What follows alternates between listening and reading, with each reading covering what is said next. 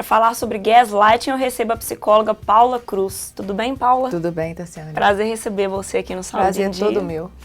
Paula, esse tema é tão importante a gente discuti-lo e as relações humanas tão complexas. Eu imagino que para quem está sofrendo esse tipo de abuso psicológico, seja muito difícil romper com essa situação. Me fala como que essa situação ocorre e quando ela ocorre. Tá. Ela ocorre nas relações humanas, né? A gente vê de forma um pouco mais evidenciada nas relações entre homens e mulheres, né? Normalmente o homem é abusador, a mulher é a vítima da manipulação, mas não está restrito a esse cenário, né? A gente vê o gaslight nas relações familiares, tá? Entre parentes, às vezes mesmo os pais com os filhos. A gente vê em relações afetivas como amizades, a gente vê em ambiente de trabalho também, mas em menor proporção, né? Na relação homem e mulher, é mais nítido os aspectos de manipulação ligados ao gaslight, né? Que o gaslight ele é um tipo de violência psicológica. Existem outros tipos de violência psicológica, né? O gaslight é um que tem a manipulação como elemento principal, fundamental. Ele é mais evidente em relação à mulher? É mais evidente em relação à mulher, mas ocorre também de mulheres que exercem, né, o gaslight sobre homens também. Mas pensando numa estatística, né, que a gente conhece, é menos incidente. É o mais comum homens exercerem sobre suas parceiras, né, mulheres. E a gente pode dizer que isso é uma coisa cultural associada ao machismo? Sim, tem uma linha de raciocínio que vai falar que tem esse elemento. Penso eu que esse elemento contribui muito para essa discrepância entre, né, vamos pensar em quantas mulheres sofrem gaslight, né, e quantos homens. A gente vê que há uma diferença, essa discrepância. Eu acho que tem essa variável cultural sim interferindo, né? Mas penso que a estrutura psicológica do sujeito que abusa e da vítima tem um peso assim relevante para configurar então esse encontro catastrófico, né? E se eu estou nessa relação e estou sofrendo gaslighting, como que eu consigo identificar? A manipulação é o elemento principal. Então, como que essa manipulação acontece, né? Primeiro, o agressor, né, o abusador, ele usa de um artifício de negação, de alteração de percepção, de alteração de memória, na intenção ali. Essa intenção, às vezes, é algo deliberado, eu quero fazer isso com essa mulher.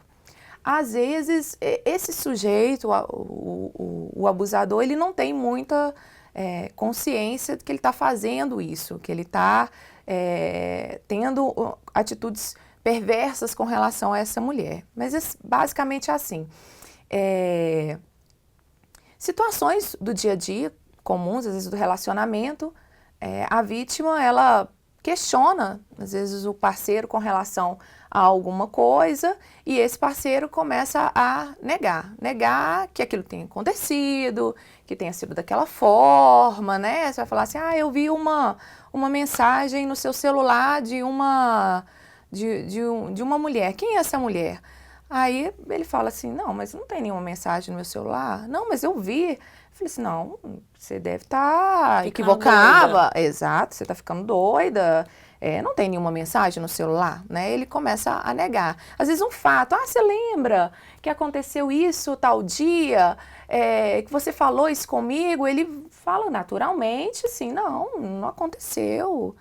Mas por que de onde se tira essas coisas? Que coisa chata, né? Tipo assim, você fica inventando as coisas, isso atrapalha demais a gente. Nossa! E ele começa, né? Primeiro essa negação, né? E automaticamente, em cima dessa negação, ele vai fazer uma alteração de percepção. Então, ele altera a percepção das coisas, né? Altera porque ele apela para a sanidade mental. Ele vai falar, você tá louca. Essa frase é muito escutada, muito frequente para quem está sofrendo gaslight, né? Então, se ele apela para a sua sanidade mental, ele às vezes vai querer como é que eu vou dizer? Normalizar algo que não é normal, né? Às vezes você pega uma evidência, você pega assim, não, olha aqui, pega o celular e mostra. O celular, né? Normalmente é por aí que a gente está, né, que é uma coisa vendo, muito, né? É muito comum. Né? Aí você vou seguir a mesma raciocínio do exemplo de uma mensagem, né? Aí você pega o celular e fala assim, olha aqui, a mensagem tá aqui. Aí você mostra pro seu parceiro, você é a vítima. Você mostra pro seu parceiro, tá lá, qualquer pessoa, né, que pegasse a mensagem ia ver que tinha um conteúdo, às vezes até libidinoso, né, já de algum apelo sexual, né?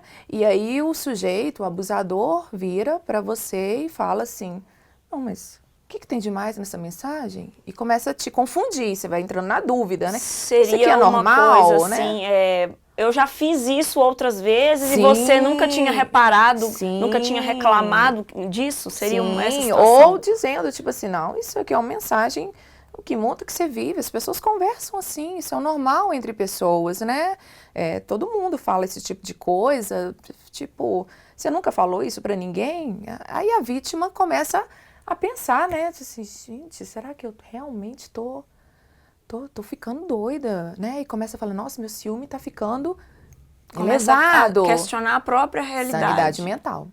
Então você começa a duvidar que você tenha uma leitura de realidade suficiente, você começa a achar que a sua forma de ver as coisas, de ver as pessoas é equivocada. E o que isso acaba acarretando? Você vai ficando cada vez mais dependente desse sujeito agressor.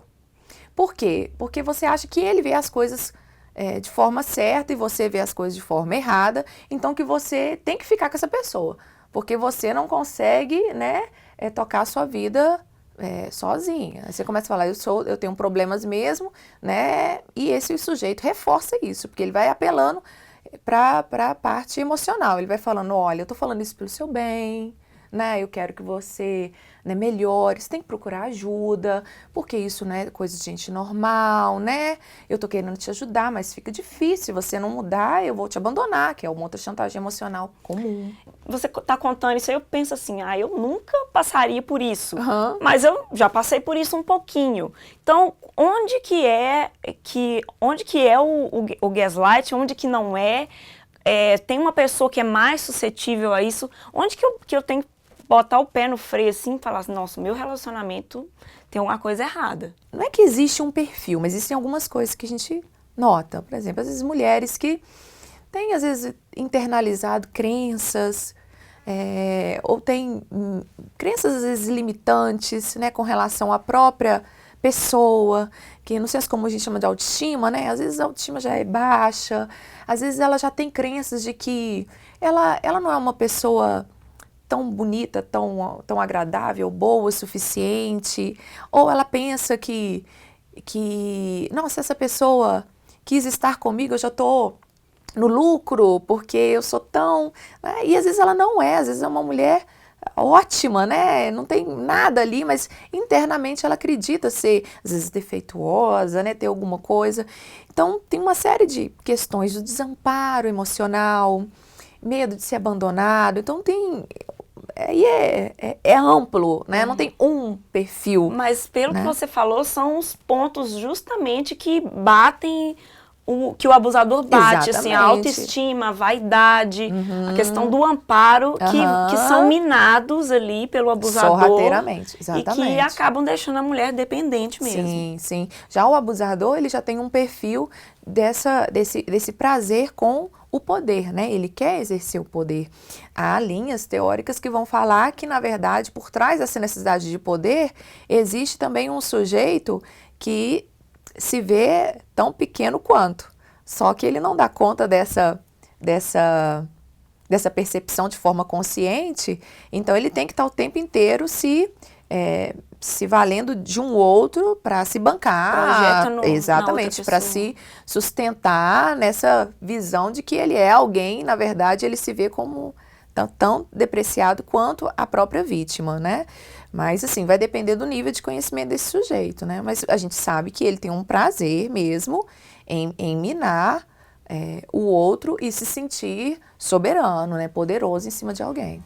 Paula, eu quero falar um pouquinho sobre como romper esse processo, mas primeiro vamos ver o que a Noélia trouxe hoje no Conexão Saúde. Às vezes passamos por experiências ruins em relações sociais ou amorosas com quem aparentemente nos faria bem.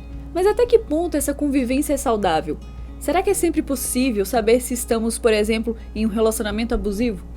Para nos ajudar a identificar se alguém está ou não sofrendo gaslighting, inclusive nós mesmos, eu sugiro uma lista chamada 14 sinais de que você é vítima de abuso psicológico, porque infelizmente podemos achar que nunca acontecerá com a gente. E se nenhuma medida for tomada, uma denúncia ou um pedido de ajuda, a situação pode permanecer silenciosa ou até mesmo piorar. Você encontra o link dessa lista que eu citei nas nossas redes sociais. Além disso, vale a pena também falar um pouco mais sobre o filme que deu origem a esse termo, o Gaslight. Também chamado de A Meia Luz em português, ele foi lançado na década de 40, quando grande parte do cinema ainda era preto e branco. O enredo é baseado na peça de teatro de Patrick Hamilton. O suspense concorreu a várias categorias do Oscar e ganhou os prêmios de Melhor Atriz para Ingrid Bergman e Melhor Direção de Arte. Quem quiser pode assistir o filme alugando pelo YouTube. O Conexão de hoje vai ficando por aqui. Até mais, pessoal. Obrigada, Noélia. Então, Paula, como eu tinha falado, me conta como que é possível romper esse ciclo. É tão impossível assim? Não é impossível. Prestar atenção nesses sinais, esses que a gente conversou, né? Assim, você está isolada socialmente, você escuta muito essa frase, você tá doida, né? Você fica mentindo às vezes para as pessoas, para minimizar às vezes o comportamento do seu parceiro, você fica ali infeliz, né? Naquela relação, você olha para aquele movimento ali, então assim, estranhar, começa estranhando, né? Ouse rever, pensar, será que o que eu estou vivendo é de um relacionamento? Ou será que eu já estou submetida a uma condição de violência psicológica? Bom, primeiro passo, né? Perceber. A partir da percepção, buscar ajuda, né? Fala assim, começar por onde? Pelas pessoas que são significativas para você, pessoas que você confia, né? Às vezes é um familiar, às vezes é um amigo, né? Uma pessoa de referência que você entende que vai ter um discernimento legal, que vai te escutar legal. Procura, expõe, pergunta, eu tô achando que tá estranho, eu tô achando que tá demais, eu tô sofrendo, eu tô tendo sintomas psicológicos, que é assim que a pessoa fica, né? Ela começa a passar mal, ela começa a ter problemas psicológicos, depressão, ansiedade e por aí vai. Eu tô tendo muito problema, deve ser por conta disso. Procurar alguém de confiança. Mas o importante é começar, né, Paulo? Sim. Obrigada pela sua participação. Eu que agradeço, né? Foi um prazer estar aqui com você. E ainda mais para conversar sobre um assunto tão instigante, né? Tão preocupante também, né? É importante pra gente, né? Foi um prazer, ainda mais para falar sobre isso. No próximo bloco eu converso com a Nayara Travassos, da Delegacia Especializada de Atendimento à Mulher de Caratinga.